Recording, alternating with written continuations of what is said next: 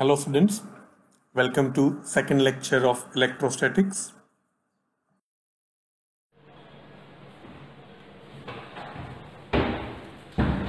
Hello. तो आज start करते हैं इलेक्ट्रोस्टैट का सेकंड लेक्चर। टाइम वेस्ट नहीं करते हैं, काम की बात पे आते हैं। तो आपको मैंने बोला था लास्ट में कि आपको रोडो का एक क्वेश्चन रीड करना है। जिनके पास रोडो नहीं है वो जल्दी से नोट कर लीजिए। 3.5 राइट।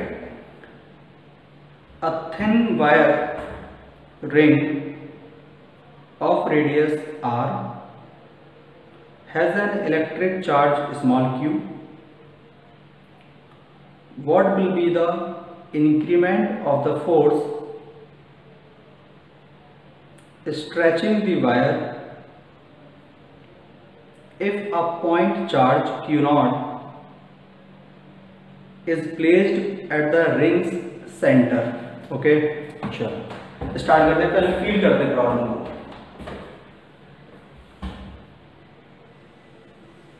एक ऐसे रिंग ली हुई, इस पर क्या बोला गया? चार्ज डिस्ट्रीब्यूटेड है।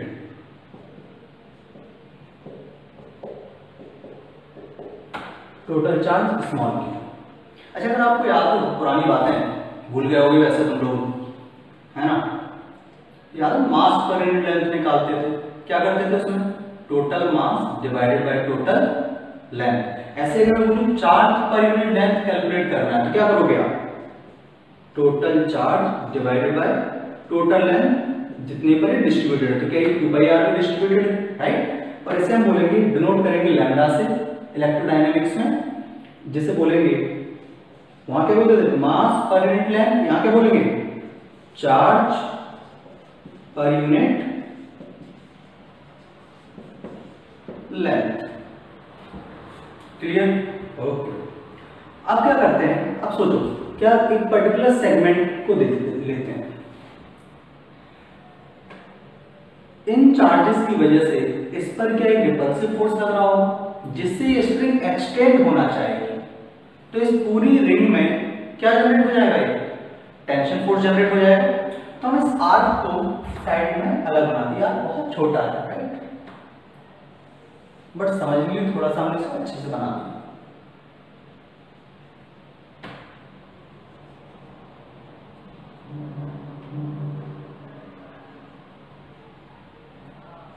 ये एंगल कंसीडर कर लेते हैं हम डी थीटा। ये एंगल भी ले लेते हैं डी थीटा। तो ये कितना हो जाएगा? Tension T. ऐसे यहां क्या हो जाएगा? Tension T.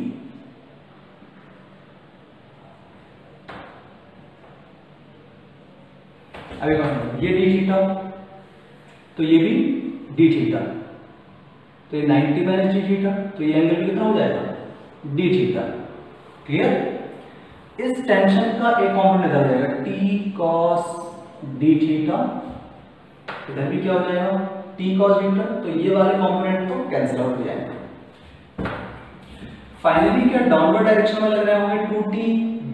2t sin d theta.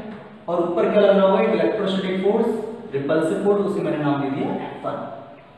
तो सोचो इक्विलिब्रियम में क्या हम ऐसे लिख सकते हैं? 2t sin d theta is equal to F1 लिख सकते हैं, कोई इशू? ओके। अब हमने क्या किया? अकॉर्डिंग टू क्वेश्चन में क्या बोला कि इसके सेंटर पर एक और चार्ज क्यू नॉट सब्स्टिट्यूट कर।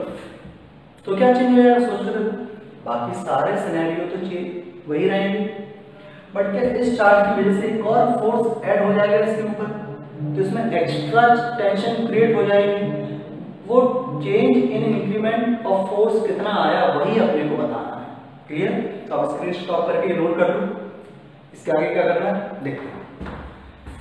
ये जो T है, अगर ये चार्ज क्यू नॉट यहां रख दिया सेंटर पर, तो यहां एक और फोर्स लग जाएगा। पहले तो कितना? K q naught d q by are square. ये डी क्यू क्या है? डी क्यू इस एलिमेंट पर प्रेजेंट चार्ज। क्लियर? और साथ ही साथ टेंशन टी चेंज हो क्या हो जाएगी डेल्टा टी, तो यहां भी क्या हो जाएगा डेल्टा टी प्लस टी, तो ये कॉम्पोनेंट तो अभी भी कैंसिल आउट होने, सिर्फ चेंज यहां पर आएगा। तो ये इक्वेशन ना होके सोच के देखो क्या हो जाएगी, देखो जल्दी से क्या आ जाएगा यहां पर 2t plus delta t sine t theta is equal to f1 plus k q naught by are square into d q क्या है, इतने से एलिमेंट पर प्रेजेंट चार्ज। आप याद करिए अगर हमें किसी पर्टिकुलर लेंथ का मास चाहिए होता तो हम क्या करते थे, total mass divided by total length that is mass per unit length multiply by the length जितने का मास अपने को चाहिए। तो सोचो ये तो हमने कैलकुलेट कर लिया, अब अगर मुझे इतनी लेंथ में कितना चार्ज dq है ये पता करना है तो क्या करूं, चार्ज पर यूनिट लेंथ में इतने लेंथ से मल्टीप्लाई कर दूं तो क्या मुझे उतनी लेंथ पर चार्ज आ जाएगा। अच्छे से सोच के देखो क्या बोल रहा हूं मैं, क्लियर। तो यहां पर मुझे क्या लिखना चाहिए, small q upon 2 pi r into this length. अब ये आर्क लेंथ क्या होगा, angle into radius, total angle कितना है 2d थीटा, तो क्या लिखेंगे आप 2d theta into r, clear. Okay, तो इस r से ये r कैंसिल आउट हो जाएगा, सिंप्लीफाई करते हैं तो हो जाएगा 2t sine d theta plus 2 delta t sine d theta is equal to f1 plus k q naught q by are square into 2d theta by 2 pi, clear. पुराने relation से क्या ये और ये कैंसिल आउट हो जाएंगे, ठीक है। स्क्रीन स्टॉप करके आप अपना नोट कर लो।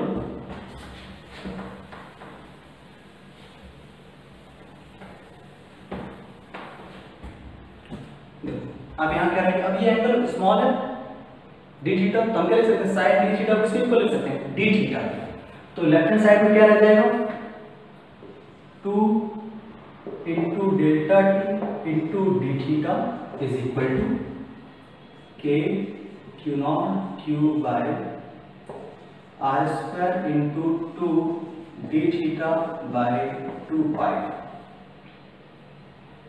2 डी थीटा कैंसिल हो जाएगा, तो delta T is equal to क्या आ जाएगा क्यू नॉट क्यू अपॉन के को क्या लिख सकते हैं direct constant 1 upon 4 pi epsilon naught, तो यहाँ क्या हो जाएगा 8 pi square epsilon naught r, this is the answer, जिसमें कोई रॉकेट साइंस नहीं है, क्लियर।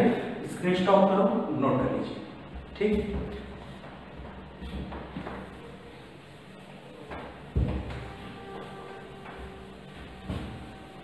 अगले क्वेश्चन की तरफ चलते हैं। अब ऐसे थोड़ा सा जो कई बार जेई में ऐसे क्वेश्चन आते हैं, कोई चैप्टर 2 चैप्टर में ला लें, जैसे अभी हमने थोड़ा सा टेंशन के क्वेश्चन को इलेक्ट्रोस्टैटिक के साथ मिक्स कर लिया, फिर हम कुछ देर के बाद एसएचएम भी इंक्लूड करेंगे इसमें, ठीक है। फ्लूइड मैकेनिक्स भी यूज कर सकते हैं, जैसे लोग क्वेश्चन बनाते हैं, आ जाओ देखो क्या करते हैं, इससे क्वेश्चन समझते हैं।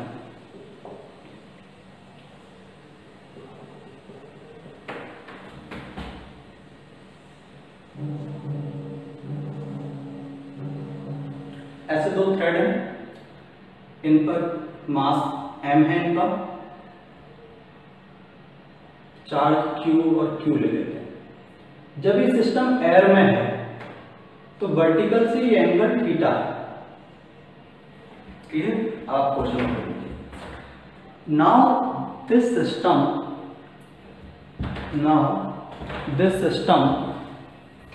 is emerged, now this system is emerged in a liquid which has a density sigma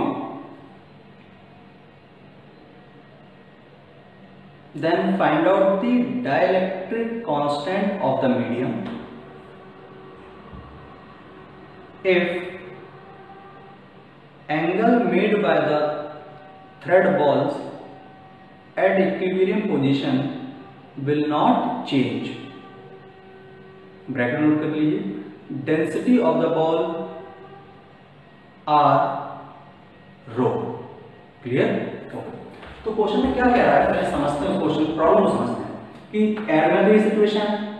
तो एयर में इक्विलिब्रियम में क्या हो रहा होगा, ध्यान से. इक्विलिब्रियम में क्या इधर की साइड एक फोर्स लग रहा होगा एफ ई इलेक्ट्रोस्टैटिक फोर्स, नीचे क्या लग रहा होगा mg, इधर क्या लग रहा होगा टेंशन.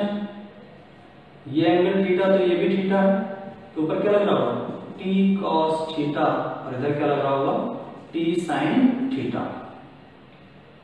तो क्या इक्वेशन बन जाएगी t sin theta is equal to electrostatic force and t cos theta is equal to mg. हम डिवाइड कर देंगे तो tan theta is equal to क्या हो जाएगा एफ ई बाय mg. ठीक. अब थोड़ा फील करें, आप स्क्रीन शॉट पर अपना नोट कर लो.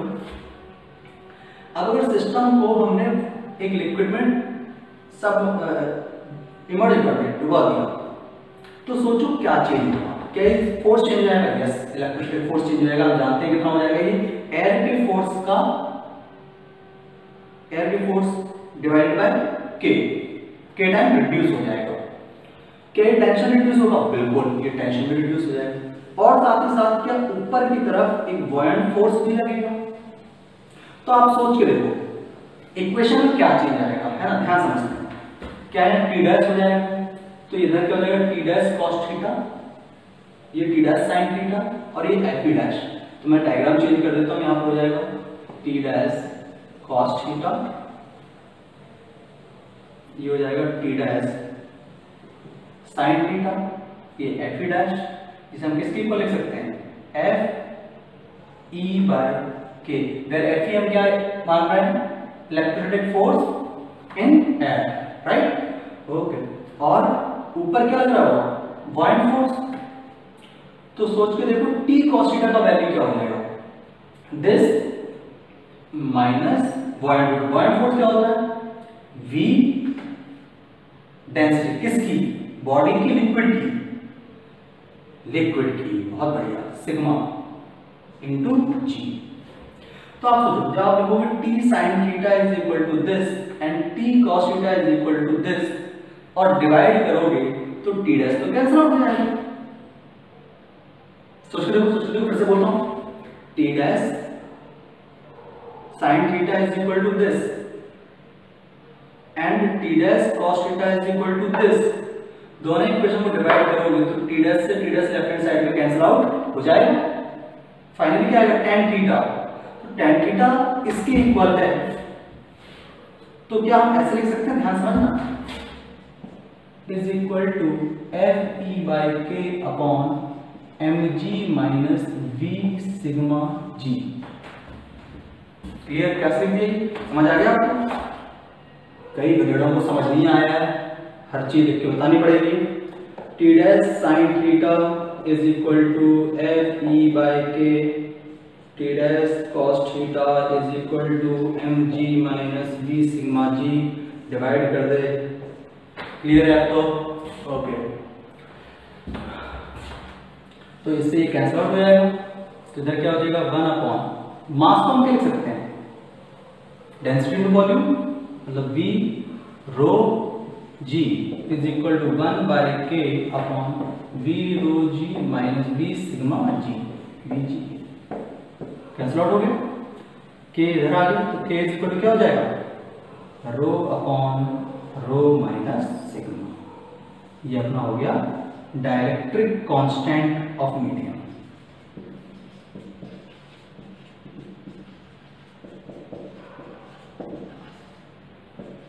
जो कि हमसे कैलकुलेट करने के लिए बोला गया. क्लियर? कोई परेशानी? स्क्रीन स्टॉप करो, नोट कर लो इसको.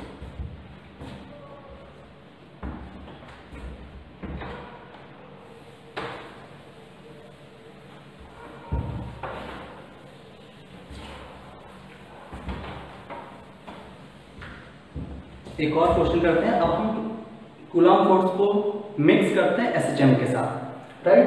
तो आप सबको जैसे कि पता है, कई लोग मन में कह रहे हैं हमें कुछ नहीं पता है, सब भूल गए हम लोग, है ना, इतने दिन मस्ती मार ली हम लोगों ने घर पे बैठे बैठे। इस टाइम को यूटिलाइज करना है अपने को, है ना। दो चार्ज लेते हैं, यहाँ पर एक चार्ज लिया, यहाँ पर भी एक चार्ज।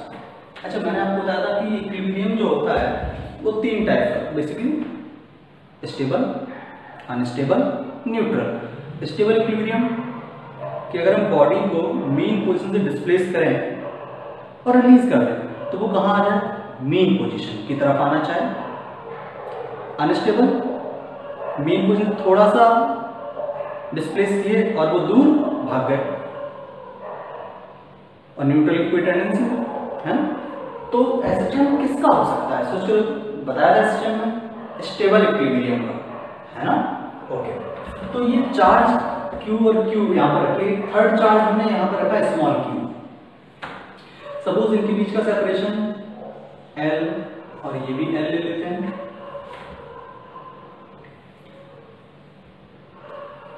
अभी ये चार्ज किस कंडीशन में, रेस्ट कंडीशन, क्योंकि ये इस पर जितना फोर्स लगा रहा है उतना फोर्स ये भी लगा रहा है, इक्विलिब्रियम में सभी, है ना।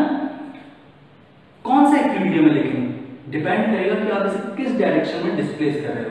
अगर मैं इसको x डायरेक्शन में डिस्प्लेस करूं, ध्यान समझना कॉन्सेप्ट को, अगर इसको हमने x डायरेक्शन में डिस्प्लेस किया तो जब ये यहां से यहां पहुंच जाएगा तो इनके बीच का सेपरेशन कम हो जाएगा और इनके बीच का सेपरेशन इंक्रीज हो जाएगा। फोर्स होता है electrostatic K Q1 Q2 by r²। तो सोचो डिस्टेंस कम होगी तो फोर्स ज्यादा होगा। तो जब इस चार्ज को यहाँ डिस्प्लेस करेंगे, यहाँ पहुंच गया तो ये सेपरेशन कम है, मतलब ये वाला चार्ज इस पे ज्यादा फोर्स लगाएगा और ये वाला चार्ज इस पे रिपल्सिव फोर्स कम लगाएगा। तो इस चार्ज की टेंडेंसी कहाँ की तरफ आने की होगी, मेन पोजीशन, जहां पर नेट फोर्स अपना यहाँ क्या है, 0। क्लियर। जब सोचो अगर बाय में डिस्प्लेस करते तो ये चार्ज इस पर फोर्स लगाता है ऐसे, ये चार्ज फोर्स लगाता है ऐसे, इनके हॉरिजॉन्टल कंपोनेंट कैंसिल आउट हो जाएंगे और फाइनली कहां चला जाता, away from the main position. तो उस केस में एसएचएम होने का कोई लॉजिक नहीं होता। तो आप क्वेश्चन नोट कर लीजिए। ऐसे फील के लिए बताया कि क्यों ऐसा एक्स के अलॉन्ग के वाई के अलॉन्ग नहीं कर सकते, वाई के अलॉन्ग भी कराएंगे, टेंशन मत लो।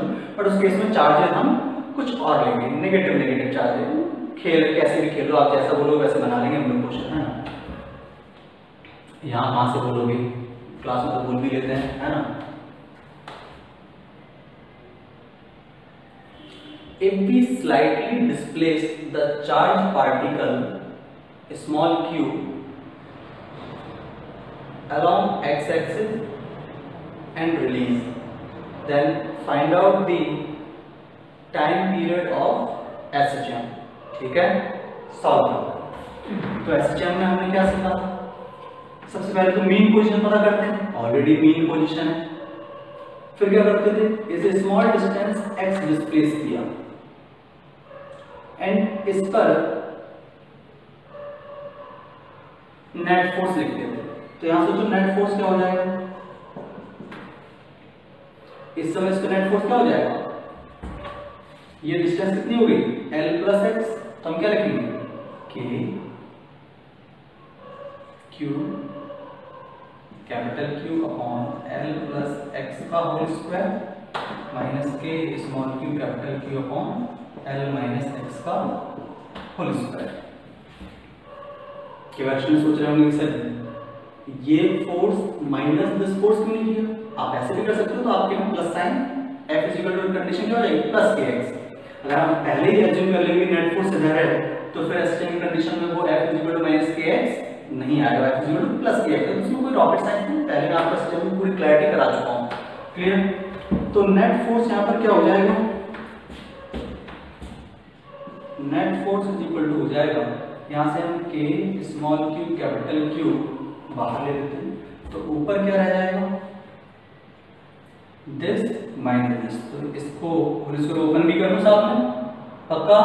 ओके, 10 पास करके आए सब लोग। यहाँ पर क्या हो जाएगा, L square plus X square minus 2lx upon में एलसीएम में ले रखा तो क्या हो जाएगा a plus B a minus B, तो L square minus X square का होल स्क्वायर, कोई कष्ट, ओके। फिर माइनस साइन और ये, तो यहाँ पर क्या हो जाएगा L square plus X square plus 2lx और ब्रैकेट क्लोज। ये एल स्क्वायर एक्स स्क्वायर निपट लिए। अब देखो क्योंकि l is greater than x, ऐसा तो ये 10 मीटर और ये 0.0001 मीटर, इतना छोटा, तो क्या होता है उसका फिर x का स्क्वायर करेंगे तो बहुत स्मॉल हो जाएगा।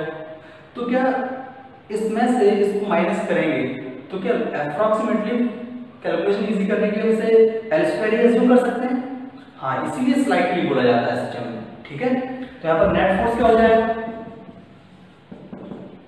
के स्मॉल क्यू कैपिटल क्यू, ये क्या हो जाएगा -4lx अपॉन l की पावर 4, तो नेट फोर्स क्या हो जाएगा 4k small q capital q upon l q into x minus sign. कैसे f is equal to minus k x के साथ कंपेयर किया, एसएचएम कांस्टेंट आ गया ना, कई लोग सोच रहे हैं के तो ये है, अबे ये डायरेक्ट्रिक कांस्टेंट है, वो एसएचएम कांस्टेंट है, क्लियर। तो time period t is equal to क्या हो जाएगा 2 pi under root of m upon SHM constant, SHM constant कितना 4k small q capital Q और ऊपर क्या चला जाएगा l क्यू, तो ये हमारा क्या आ जाएगा टाइम पीरियड आ जाएगा। नॉट माई पॉइंट, क्लियर है, पक्का 110%, ओके। तो आप नोट कर लो, आज के लिए इतना ही, रिवाइज करके आना, नेक्स्ट हम पे कुछ और एप्लीकेशन देखेंगे, फिर आगे चलेंगे, ठीक है। Bye bye, take care.